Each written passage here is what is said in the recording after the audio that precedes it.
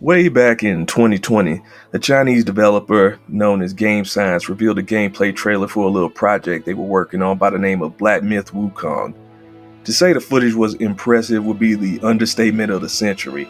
The graphics, the combat, the sound, everything seemed top notch, all the ingredients for a proper AAA experience. Naturally, everyone lost their minds, just guzzling down every drop of that delicious hype, wondering about the release date and which platforms it would be available on, all the important questions.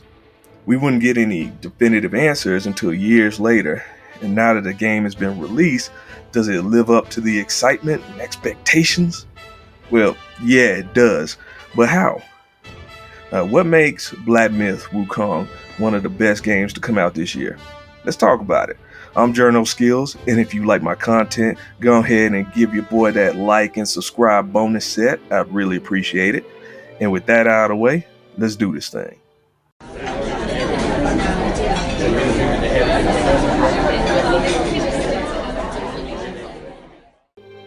As of right now, Black Myth Wukong is only available on PC and PS5, and there's no physical version, unfortunately.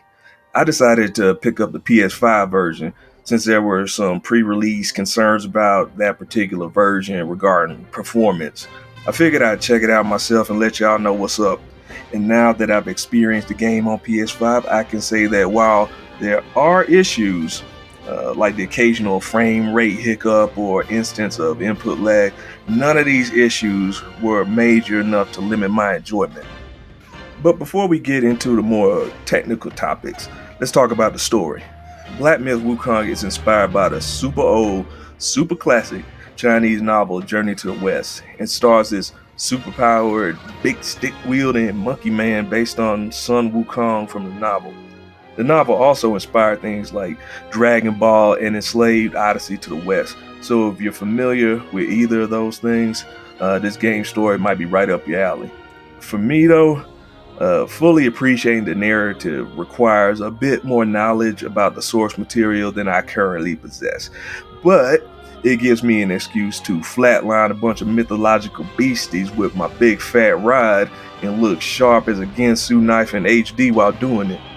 And speaking of looking good, I don't even have to tell y'all how sexy this game is, man.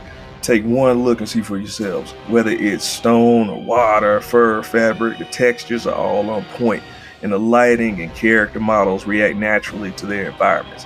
Everything's bright, crisp, and vibrant, like one of those seared tuna salads from Firebirds, just all around scrumptious, y'all. The game has three graphic modes: quality, balance, and performance. The performance mode is the best one in my opinion, and the one I imagine most players will end up choosing. It targets 1440p and 60 frames per second, the latter being a must for fast reaction-based games like this, where you constantly gotta bring your A game, and the tiniest slip up could seriously wreck your shit. Quality mode is upscale 4K that targets 30 FPS, but sometimes exceeds it. It's gorgeous, no doubt about that, but comparison-wise, I couldn't tell much of a difference between this mode and performance mode, and couple that with the lower frame rate, and it just ain't really worth it, just to be honest. But the worst mode by far is definitely balance mode. It features 1080p resolution with not one single bell or whistle. No upscaling, no dynamic resolution, no nothing. As a result, we get softer, muddier textures. Don't get me wrong, the graphics in this mode are still impressive, all things considered, but they just can't compare with the previous two modes. Plus, there's the occasional stuttering since the frame rate fluctuates between 45 and 60 FPS. Overall, it's just not that great. Gameplay-wise, Black Myth Wukong doesn't do the whole interconnected open world thing, but instead is broken up into several self-contained maps that you can travel between using unlockable shrines. This game's version of bonfires. These areas aren't so big as to feel overwhelming and not so small as to feel overly linear.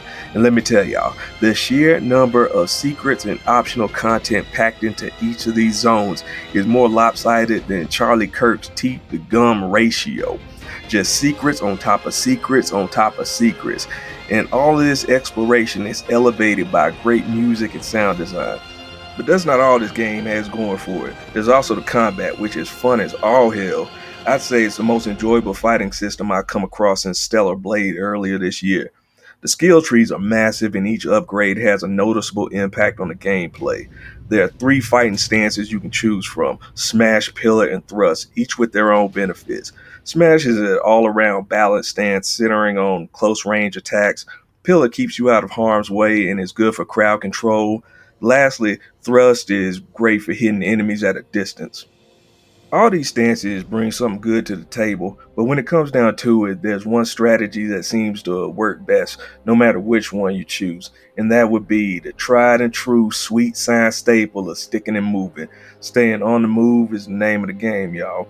Pop in, cast a spell, get a few hits in, then dodge or pull back as the enemy retaliates, rinse and repeat. This creates a nice ebb and flow to the combat that's almost poetic in its fluidity. Plus, you can transform into certain enemies you've defeated and use their abilities, adding even more layers to the combat. Best of all, these transformations act as additional life bars. When a transformation takes too much damage or runs out of stamina, you revert back to your original Monkey Man form with your previous life bar still intact. I gotta say, man, the developers did a mighty fine job making the combat as engaging and rewarding as possible. But what good is great combat without equally great enemies to beat up on?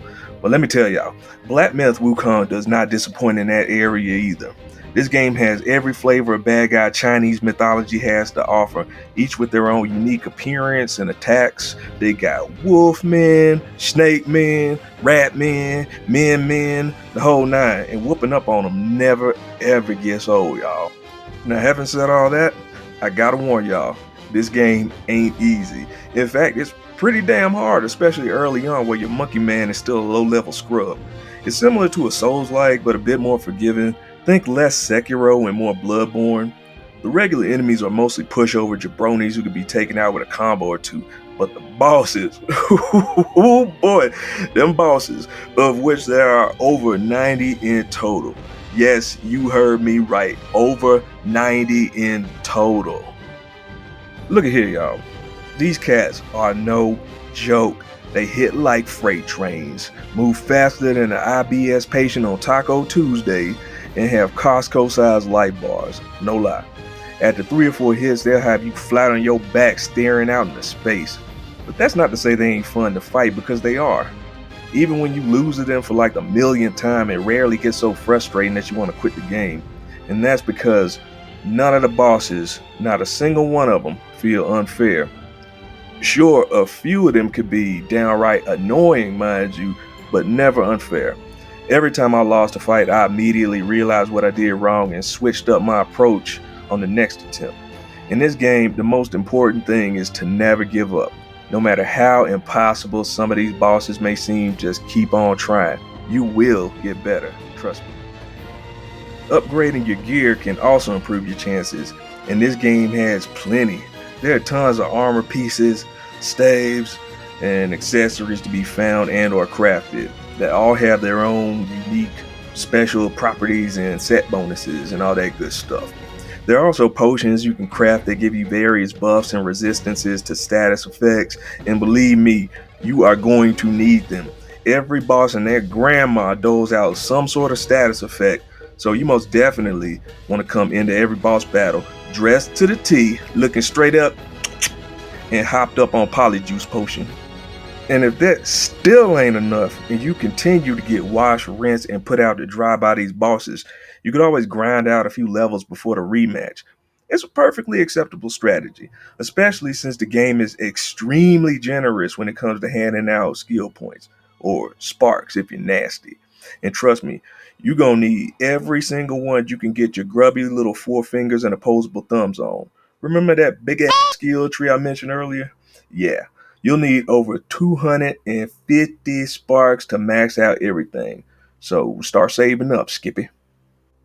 But if you're some kind of masochist and like being underpowered and potentially losing over and over again, I got some good news for you. There's no real penalty for dying in this game. All that happens is you get sent back to a conveniently placed shrine. You keep all your experience and currency, so don't worry. After the bosses beat you to sleep, they ain't gonna go digging through your pockets. That would just be plain rude. But yeah, when it comes down to brass tacks, I don't have to tell y'all that Black Myth Wukong is a must play, full stop. The graphics are beautiful, the story and music are just dripping with cultural richness, and the combat is fast, flashy, and fun.